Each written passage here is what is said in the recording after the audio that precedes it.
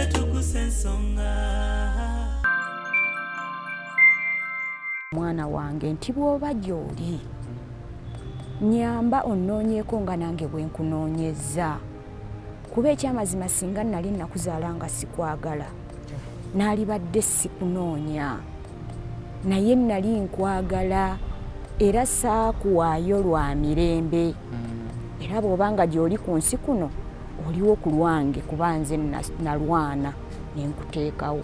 Nali wa ddembe okukutuulira okuluggyamu byonna ne mbikola kuba nali nsobola, naye nali nkwagala. Era bw'obanga balina gwe baakulaga nti ye maama wo ng'owulya tokikkiriza, noonya ku masimu gammwe, noonya. Have you always imagined earning money while taking care of your family at the same time? If you're from Africa and reside in America, UK, Canada, or Europe, well, this can be made a reality with online business. Achieve the freedom and flexibility you desire, whether you're a stay-home mom or seeking to take control of your life again. Discover a way to kickstart your journey to become your own boss with a successful online business. You work from home or anywhere and spend time with your family or even travel under your own terms. With a proven automated system that does the back-end work for you, no need to be tech-savvy, no need to be skeptical because you're able to file your taxes. Also, coaches and mentors help you through your journey to success. For more information, visit www.sheilainspirecircle.com or WhatsApp or call +177 444 12640.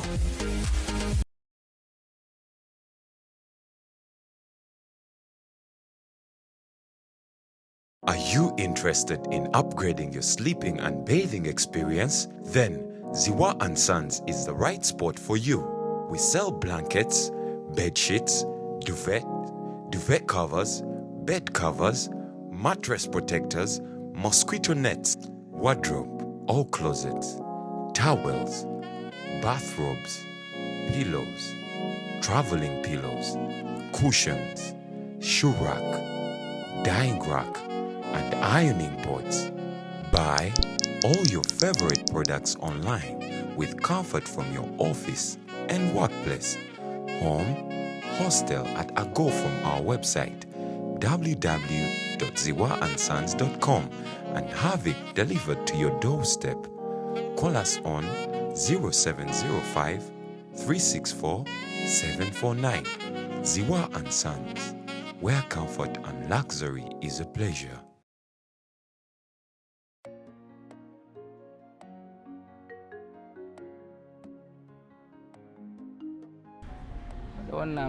Waliwo ampanye nti bansaze bulungi.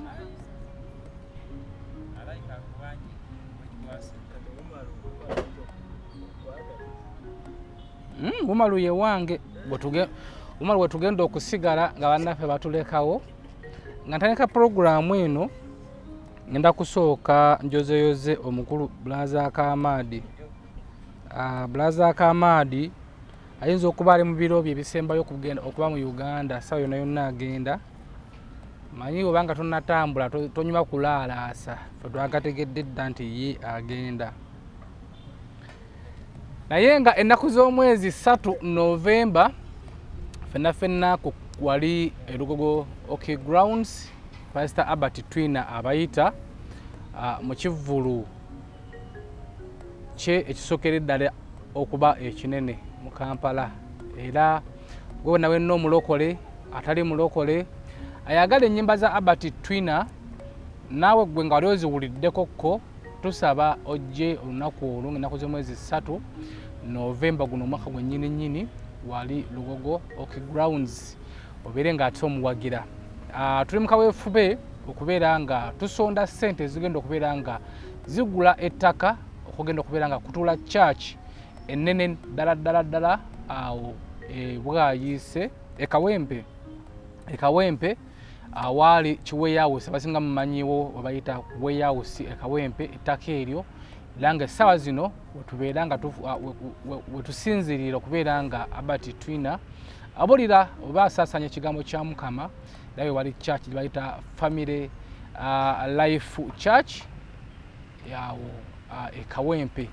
So gwe wenna mukwano gwaffe ayagala ennyimba za Albert Twina kwembedde ennyimba nnyingi nnyo so nkukowoola ojje otwegatteko olunaku olunga 3 November. Nze muzzukulu wa Kabajja SB4 Media Tuggussa Enssonga kwe tuli. Tulina mama waffe ono atambudde olugendo lunene nnyo tulaba nga ajja ku SB4 ensonga zetugenda okwogerako kyemmanyi nawe zikukwatako gwali eyo kubanga abasinga obungi basinga mothers oba bamama baffe ne bataata baffe ensonga zino abasinga mwaziyitamuko though nti abamu temwina wakutandikira ne weebuuza nti muwala wange wa mutabani wange nakoma okukola myaka 10 mabega kitawe yamunzijjako naye ntandikire wa ze zituleese olwaleero mama waffe ono anoonya mutabani muwala anoonya mutabani omutabani yamuggyibwako nga wa mwaka gumu tubadde twerumalumamuko wano eno n'agamba kati bw'abanga abaze obulungi omwana oyo yali emyaka 18 which means amaze emyaka 17 nga tamulaba kyemmanyi n'omutabani ayinza okuba nga ali eyo nga neyeebuuza maama wange aliwa bataata abajja ku bakyala abaana ne mujjawo connection yonna ne mujjawo empuliziganya tetumanyi kiva ku ki kuba yes oyinza okubeera nga mama oba yakunyiiza oba nga tata yakunyiiza naye omwana ono si aba yakunyiiza ande kyonna kyonna kyekiri muzadde asigala muzadde ku saidi ya maama oba ku saidi ya taata n'abakyala gye bali n'azaala omwana n'amutwala olw'okuba basanze omusajja nga oba ayenze tulabye abantu bangi nnyo olina amusanga mu bwenzi n'akwata omwana n'atwala omwana oyo n'amusalako ddala ku kitaawe. Sometimes bamaama bababuuza omwana wasitaakula n'abuuza nti matata wange aliwa abamu bamanyi n'okubatta nti taata we yafa oba abamu bamanyi n'okuwaayiriza nti simumanyi n'ekika kyo sikimanyi mukuno bamanyi n'obagamba nti nobye naye tonoonya n'omwana nawe tomunoonya bwe gusembyeyo okumulaba. So bino ebintu bitokyalinga obulamu bw'omwana n'omuzadde ono gw'okwesa omwana bimutokyalinga mama asula mu maziga olw'okunoonya omutabani nga tamulaba. Programu eno wagiddwa bannaffe aba Bikilala H bano batunzi b'amataka ogenda ku Itawa mwayiro gwa 5 ojja okusanga wafeesi zaabwe obeebuzeeko ebisingakaawo ne bannaffe abakato Accra bano nno bakwiba pulaani z'amayumba wamu n'okuzimbira. Bw'oyinza okuba nga oli eyo bweru naye nga onoonya kampuni ennungi gy'osobola okwesiga ekuzimbire weekwate bannaffe abakato Accra.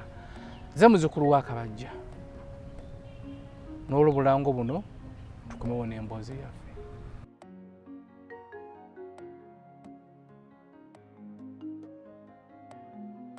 Amanya Natukunda Joan, manager Bikilala Property Services, mbanjulira estate yaffe empya eri Lungala kilometers emu okuva ku kkubo, amasannyalaze weegali, amazzi weegali, enguudo twazikoze wonna walabika bulungi. Okoyo obupangisa oyagala fuka Land Road jangu weefunire ekyapa kyo ku $1,18,000 n'ekitundu zokka. Era woba otwagala tukwaniriza tubeera Kyengera ne mu town ku Itawa tubaniriza. Buli mulembe gukyuka n'enzimba naye ekyuka. Kato Accra Construction Services Limited twakuguka nnyo mu kuzimba okwa buli kika okutuukagana n'omulembe. Tuzimba biodigester septic tank tezijjula ate ng'okuzimbibwa etwala ekifo kitono ddala. Abamaka, amasomero, amasinzizo, hotels n'ebifo ebirala. Mwetaaga kabuyonjo ekika kino mutambule n'omulembe. Tukola general construction okuba pulaani eza buli kika, okukola finishing, electrical installation, plumbing, okusiba tiles ne painting kw'ossa n'okusima enzizi eza buli kika. Tusangibwa Nateete ku Prime Village Mall level 2 room D7. Esimu noti 757 noti 54 noti noti oba noti 772 noti 9 21. Kato Accra Construction Services Limited. Zimba Uganda.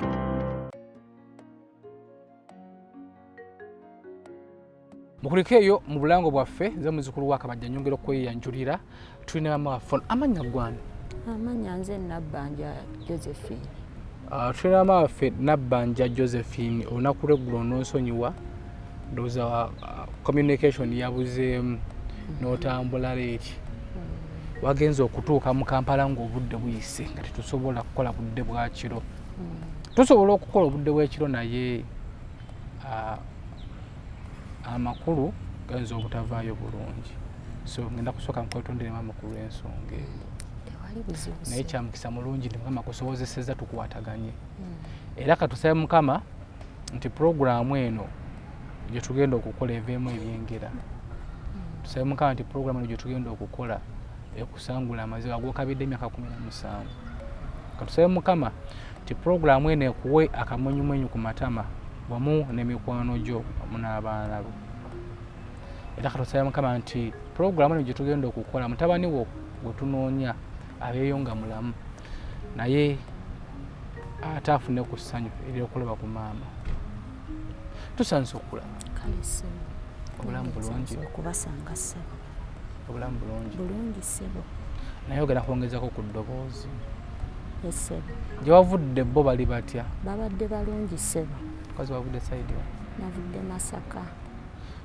Masaka munene maama bo twabaddeyo wiiki eno twabaddeyo Masaka eyo mu Kidda oba omanyiyo oweteraawo Nkoni nodda bayitawo Kyamboga oba Kyamboga naye nga tulinnyira Nkoni so ensonga twanjulira abantu ensonga etuleese wano byatandika bitya omutandi gwe tunya bamuyitaani amanya yali yamuwa Simbwa ate nga gwe wamuwa linnya ki nze namulekererayo ate ery'Oluzungu siina lye namuwa tutandikire mu kuzaala kw'omwana ono okuzaala kw'omwana ono ali mbeera mu lubiri awo wane Emmengo kati nga bw'omanyi ebyensi nga ninamu obulimu bwange bwenkolamu bwe nafunira mukama wange oyo netubeeragana mpola mpola okukkakkana nga nfunisiza olubuto mbeerawo nga mpa obuyambi obutonotono era nga tanneegaanye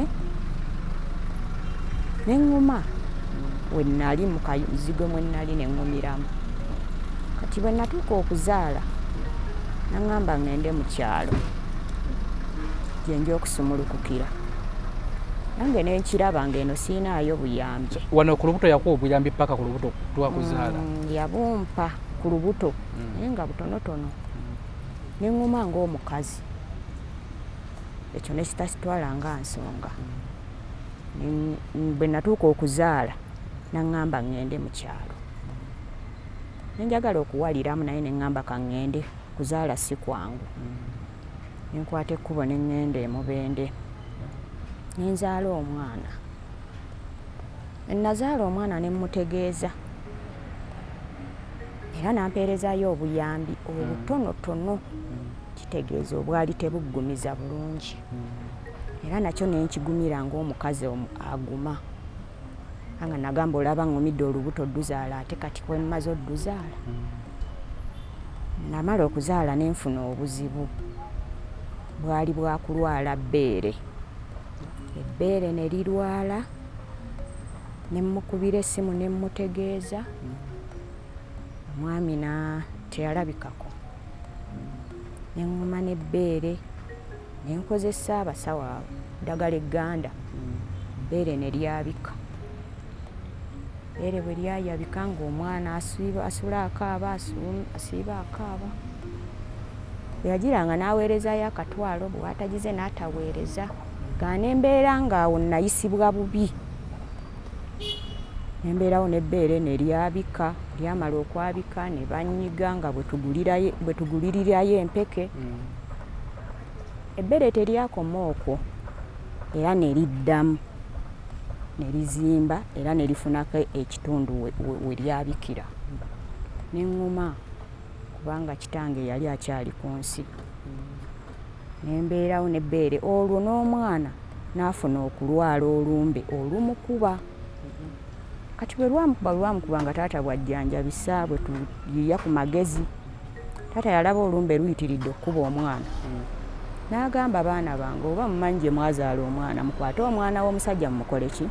Mumutwalire mumulage. Byonna byonna bibaawo nga tajjanga kulaba gy'oli, tajjanga wammwe. Ono gwe twogerako ye bamuyitaani? Bamuyita Mukulu Mulangira, ly'erinnya lye yampa. Mulangira? Kuba abalangira eyo battayito. Kati ye ly'erinnya lye yakozesanga.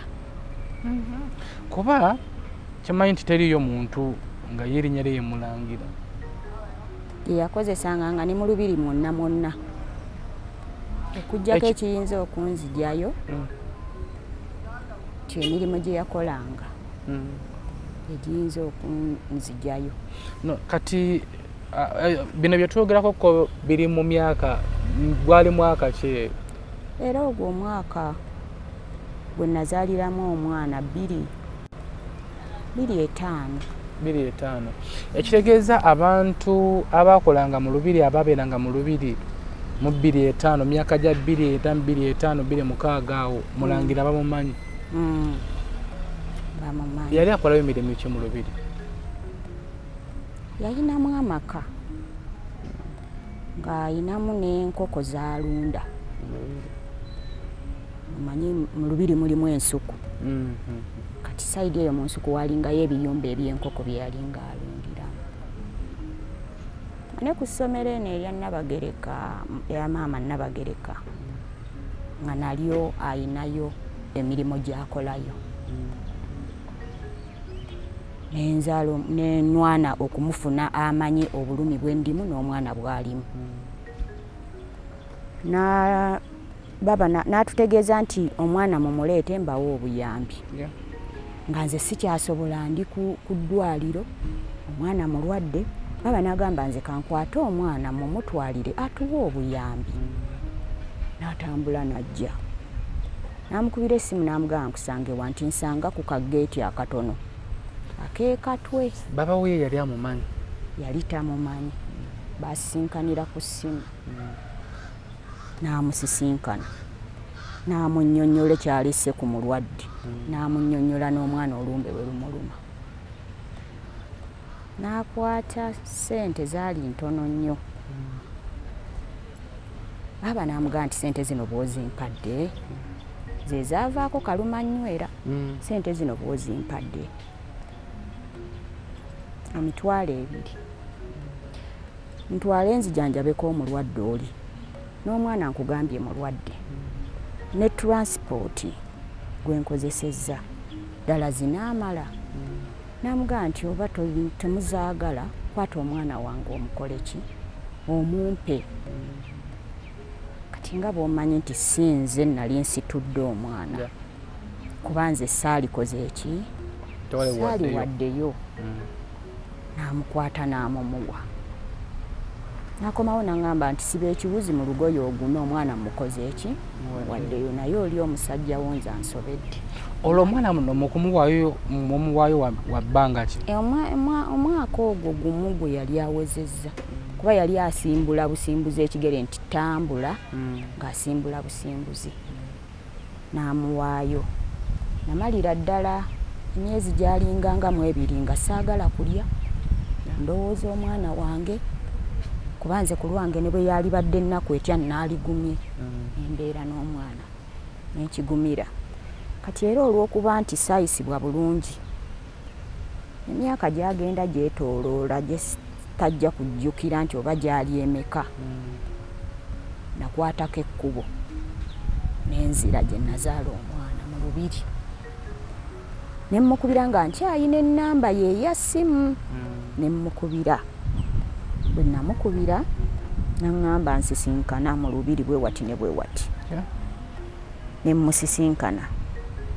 Naye nga point eyange yali yakulaba ku ki? Ku mwana wange. Bwe namusisinkana yaŋŋamba ebigambo bino wammanga. Yaŋŋamba nti omwana ali mukono. naye simanyi nti abamuyina banaakukkiriza okumulaba. Kyenva mubuuza nti nze ate abawa mwana nti nabawa mufu nti yafa bamwamusanga mu kasuse, lwaki sikkirizibwa kulaba ku mwana wange? Naŋŋamba simanyi kubanga ne jjajjaawo ow'ebweru yali agambye omutwala ebweru. Naŋŋamba naye kaŋŋende eka nyambale nkomewo tugende. N'agenda. Ndowooza yasimbulawo essaawa zaalinganga 8 we twali tuyimiridde. N'agenda mpaka ssaawa emu nga ndi mu lubiri nga simulaba. Yamala nankubira ku ssimu nambuuza nti ovuddewo. Ne mugamba nabadde wa kusulaawo wandeseewo oganye okuntwala okulaba omwana wange. Essimu neekutukako. Olw'obusungu obungi n'ennaku entambula n'eŋŋenda ekato we nali ŋŋenda okusula. Saddamu mmukubira. Kati ntuuka ewaka essimu yange eyonooneka nzigyamu layini mbaako wenjiwanika. Kati nagenda okuddamu okukeberawo nga layini ekoze eki sigirabawo. N'enkoma okumuwuliza ne bikoma awo saddamu kuwuliza ye ng'omwami sina kye naddamu kumanya. Ekyasalako empuliziganya lwakubuza layini oba n'obusungu kuba wali omanyi waabeera? Lwakubuza layini. Kati mu kumanya waabeera nga nnyina ebibuuzo bino wammanga nti bwe mba nga ntuuseyo omulundi ogusoose nampisa bw'atyo, ogwokubiri ensi yatabuka, omwami bw'abaako kyankola nga bye bintu bye neebuuza ku mutima gwange era nga y'ensonga empaliriza okutuuka wano. N'abalala abatamanyi bikwata ku mwana osanga nsobola okufuna okuyambibwa. So kati okuva otuddangamu yadde okumuwuliza? Siddangamu yadde okumuwuliza. Gwe okuva olwo layini wagikyusa oba gy'okyaliko? Layini saddamu gisalizaamu. Saddamu kugisalizaamu. Omanyi ekyoba naye ng'akunoonya nga layini? Ekizibu kyekiri kyenkugambye nti natya okuddayo olw'ensonga nti mulabyeko maaso ku maaso ambuzaabuzizza era nzireyo omulundi ogwokubiri. By then tewalina ku mikwano nga nagyo mikwano gye nga onoobeera awo nti Canada mukwano gwa Queen German nti osobola okunoonya Canada n'akubula n'okulya ku Queen German. Ekyo taata saakifunako.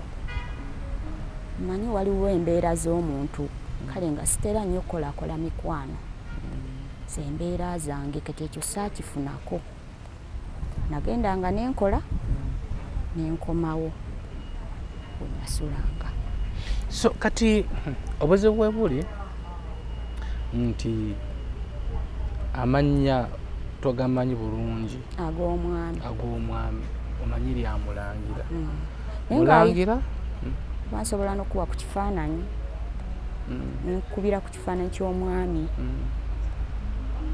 Musajja wamba nsobolokofu mumpimpi si mumpi. N'amannyo gano gantalaga gayitamu gantalaga. Olowooza akyaliyo mu lubiri? Omutima gwange guŋŋamba nti akyalimu. Kwanza ekyaŋŋaana okuddayo ekifaananyi kye yandaga nga ŋŋenze ne mmulaba natya. Tugeze nga mu lubiri gye yali takyaliyo tuba tutandikiddewa olwo okumunoonya?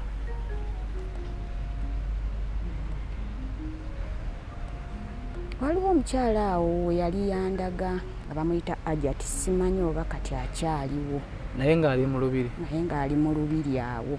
Era nga naye kale saamulumbagana nnyo kuba teyamundaga nga maama we, teyamundaga nga kyoba amuyinako ki, naye nga baalinga bakwataganamu awo. Kati simanyi oba naye waali oba taliwo. Kuba oba oli awo singa mikwano gye obadde olina muntu abadde tutandikira ku mikwano gye. Oyo omukyala gwe ndabawo ate emyaka mingi kati waliwo ne wano we nakoleranga awo era nawo simanyi oba omukadde oyo akyaliwo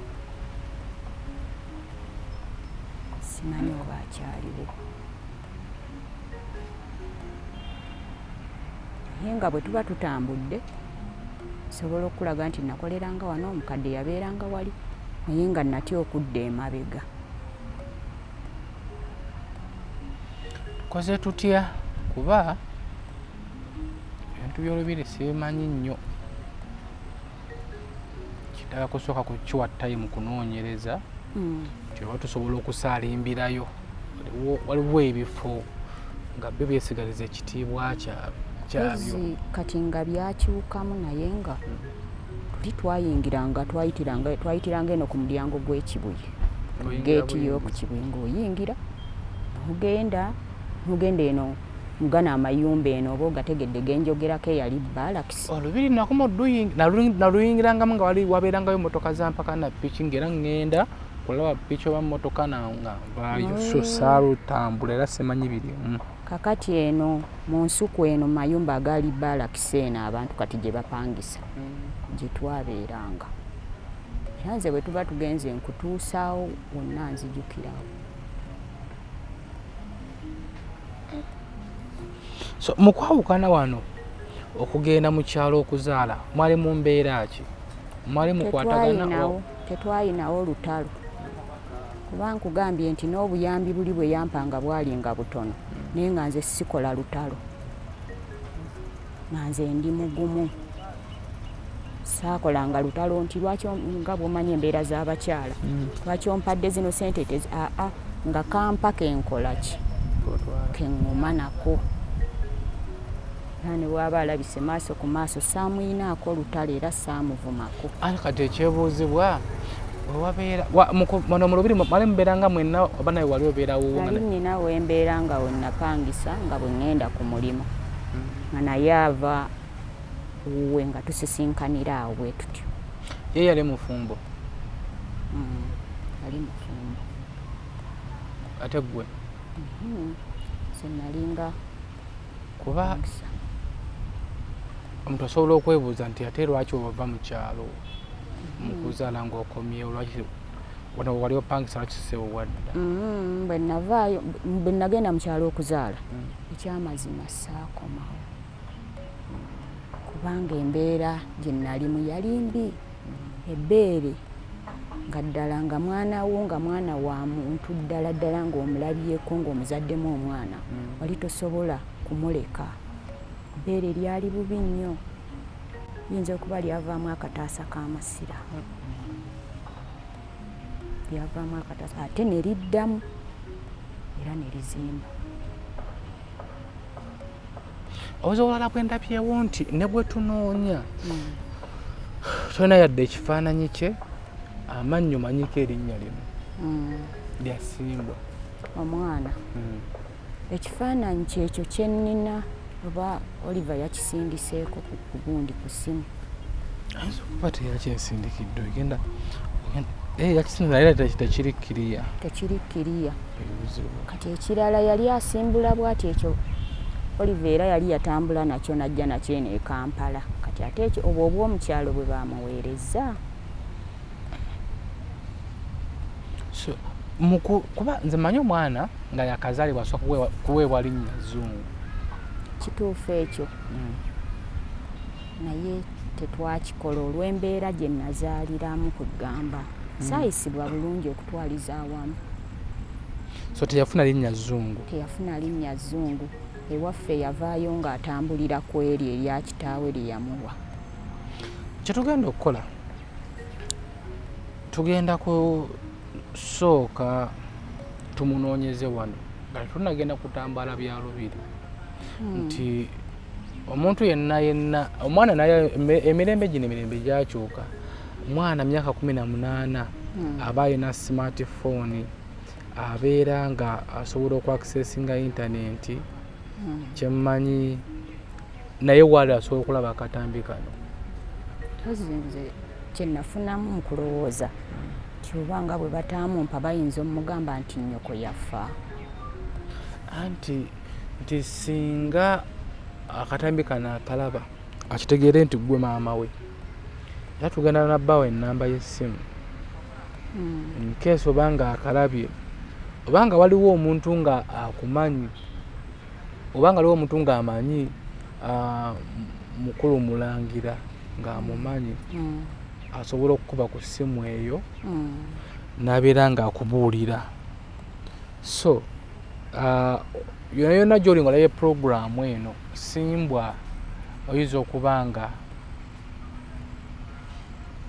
puroguramu eno ogirabye ng'era omuntu gwe twogerako mu kukuba mu akafaananyi nga twogera ku taata. Taata bye yakugamba tetubimanyi oba bye yakugamba tetubimanyi oba nawe byomanyi tetubimanyi, naye nga maama akunoonya. Maama w'omutuufu yono gwe tutudde naye wano mukyala Nabbanja Josephine ye maama wo, bamuyita mukyala Nabbanja Josephine, ali mu kukunoonya. Wagenda okumuvaako ng'olina omwaka gumu ng'osimbula busimbuzi okutambula.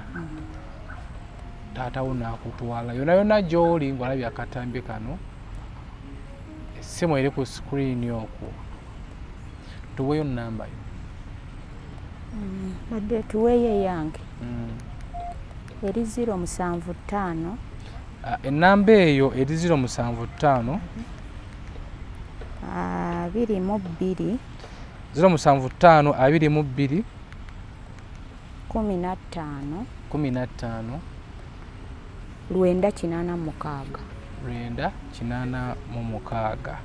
Ennamba eyo tugiwandiisikawo ku screen nti simba obanga yonna yonna gy'oli eyo bulijjo onoonya maama bayinza oba bakugamba bingi bye tutamanyi bye tutajja kunonooza. Maama wuuno gy'ali mulamu akunoonya naye. Naye nga taata wo wa mu lubiri kati awo yaba asobola okwefolowingako n'amanya nti taata wo tetumanyi oba akyaliyo mu lubiri, naye nga yabeeranga mu lubiri, ayinza okuba nga akyaliyo nga gyakolera mu lubiri. Simu ojja kuba ku ssimu eyo. Naawe nawe oyinza okuba nga oli eyo nga mukyala ono wali omulabyekokko oba ne Mr. Mulangira gwe twogerakokko, omukulu Mulangira gwe twogerakokko mu lubiri ng'omumanyi, mugambe nti mukyala we amunoonya, maama w'omwana we amunoonya, maama eyamuzalira eddenzi amunoonya, era ng'essimu eri ku screen ku ssimu ye.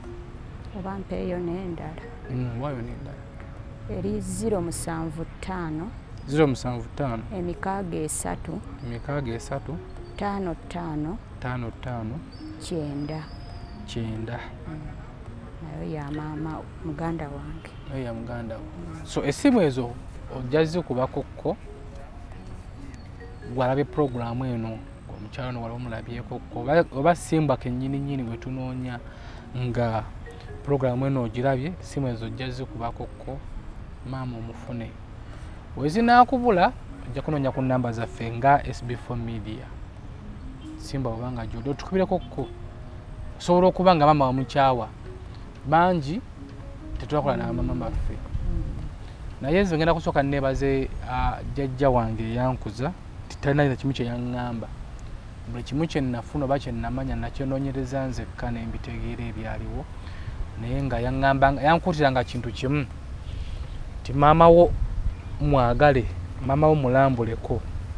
Yankuutiranga kintu ekyo, naye nga byonna byonna ebyaliwo talina kye yaŋŋamba. So ayinza okuba nga maama wamukyawa olw'ebigambo bye bakugamba, oba bayinza okuba nga obadde tomanyi nti gyali naye nga wuuno gyali.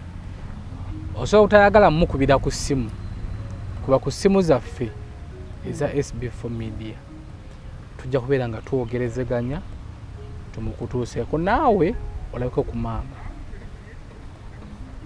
Kiruma kubeera ng'oli awo nga maama wo gyali mulamu naye nga tomumanyi, tomulaba. So oyinza okuba nga naawe oli eyo nga simbwa talabye puroguramu eno naye nga gwe simbwa omumanyi. Tukubire ku ssimu zaffe ziri ku screen okwo, tulabe nga simbwa alaba maama we Katusubire nti tomunoonya mu bubi. Simunoonya mu bubi wabula munoonya olw'okuba nasobola okumuzaala kuba embeera gye nayitamu teyali nnungi. Nali waddembe okugamba nti olubuto kandukole ki kandugjemu.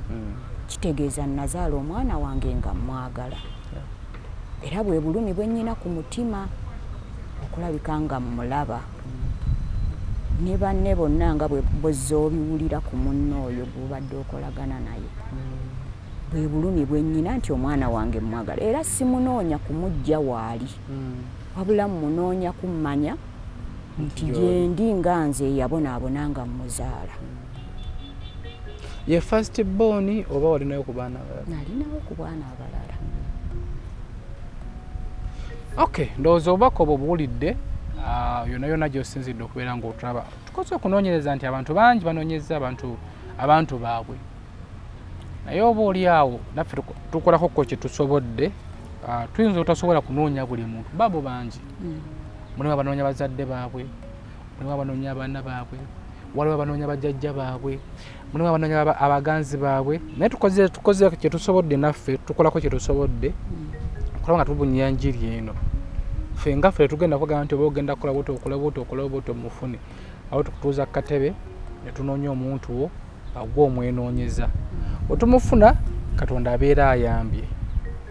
Wabula naye nga tekitera kulabika wano ku SB4 Media.